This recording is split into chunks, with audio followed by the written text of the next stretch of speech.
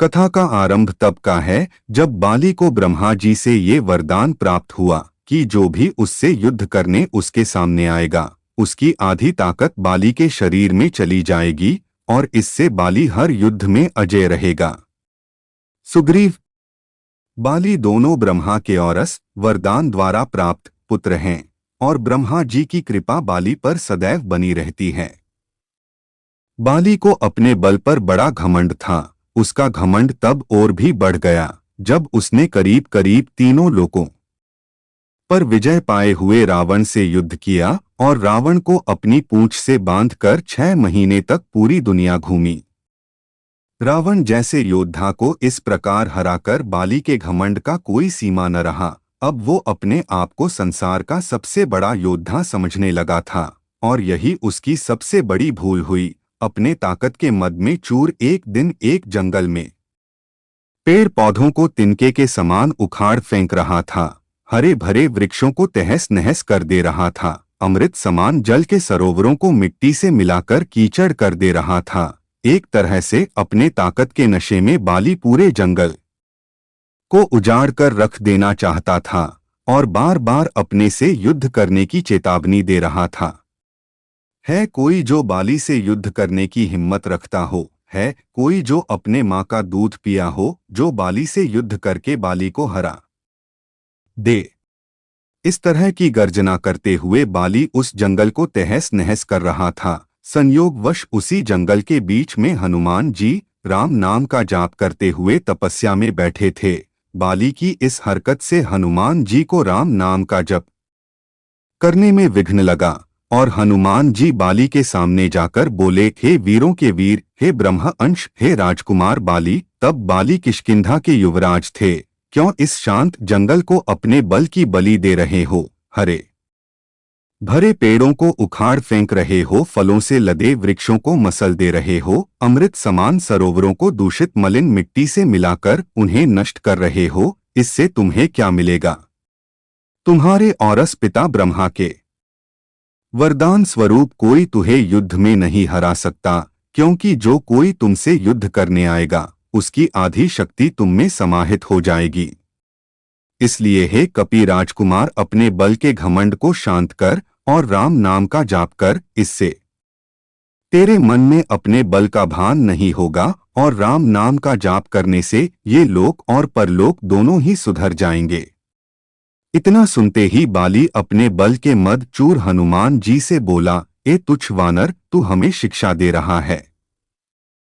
राजकुमार बाली को, जिसने विश्व के सभी योद्धाओं को धूल चटाई है और जिसके एक हुंकार से बड़ा पर्वत भी खंड खंड हो जाता है, जा तुच्छ वानर, जा और तू ही भक्ति कर अपने राम की, और जिस राम की तू बात कर रहा है वो है कौन और केवल तू ही जानता है। राम के बारे में मैंने आज तक किसी के मुंह से ये नाम नहीं सुना और तू मुझे राम नाम जपने की शिक्षा दे रहा है। हनुमान जी ने कहा, प्रभु श्री राम तीनों लोकों के स्वामी है, उनकी महिमा अपरंपार है। ये वो सागर है जिसकी एक बूंद भी जिसे मिले वो भवसागर को पार कर जाए। बाली इतना ही महान है, राम तो बुला जरा, मैं भी तो देखूं कितना बल है उसकी भुजाओं में।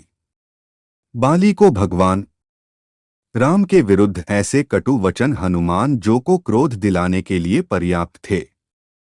हनुमान के बल के मद में चूर बाली, तू क्या प्रभु राम को युद्ध में हराएगा? पहले उनके इस तुच्छ सेवक को युद्ध में हरा कर दिखा। बाली, तब ठीक है, कल के कल नगर के बीचों बीच तेरा और मेरा युद्ध होगा। हनुमान जी ने बाली की बात मान ली। बाली ने नगर में जाकर घोषणा करवा दी कि कल नगर के बीच हनुमान और बाली का युद्ध होगा। अगले दिन तय समय पर जब हनुमान जी बाली से युद्ध करने अपने घर से निकलने वाले थे, तभी उनके सामने ब्रह्मा जी प्रकट हुए। हनुमान जी ने ब्रह्मा जी को प्रणाम किया और बोले, हे जगत पिता, आज मुझ जैसे एक वानर के घर आपका पधारने का कारण अवश्य ही कुछ विशेष होगा। ब्रह्मा जी बोले, हे अंजनी सुत, हे शिवांश, हे पवन पुत्र, हे राम भक्त हनुमान, मेरे पुत्र बाली को उसकी उद्दंडता के लिए क्षमा कर दो और युद्ध के लिए न जाओ। हनुमान जी ने कहा, हे प्रभु, बाली ने मेरे बारे में कहा होता तो मैं उसे क्षमा कर देता, परंतु उसने मेरे आराध्य श्री राम के बारे में कहा है, जिसे मैं सहन नहीं कर सकता, और मुझे युद्ध के लिए चुनौती दिया है, जिसे मुझे स्वीकार करना ही होगा, अन्यथा सारी विश्व में ये बात कही जाएगी कि हनुमान कायर है, जो ललकारने पर युद्ध करने इसलिए नहीं जाता है क्योंकि एक बलवान योद्धा उसे ललकार रहा है। तब कुछ सोचकर ब्रह्मा जी ने कहा, ठीक है हनुमान जी, पर आप अपने साथ अपनी समस्त शक्तियों को साथ न लेकर जाएं, केवल 10वां भाग का बल लेकर जाएं।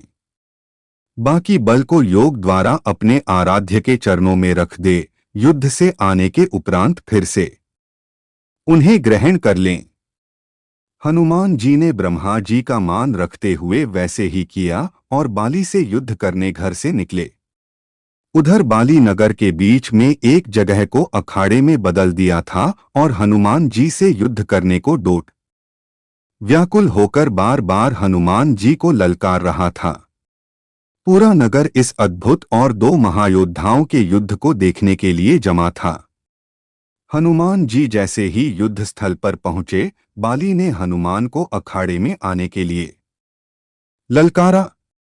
ललकार सुनकर जैसे ही हनुमान जी ने एक पाँव अखाड़े में रखा, उनकी आधी शक्ति बाली में चली गई।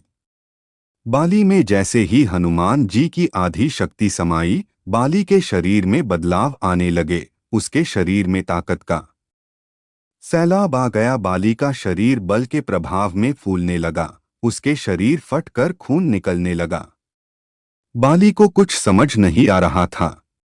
तभी ब्रह्मा जी बाली के पास प्रकट हुए और बाली को कहा, पुत्र, जितना जल्दी हो सके यहाँ से दूर, अति दूर चले जाओ।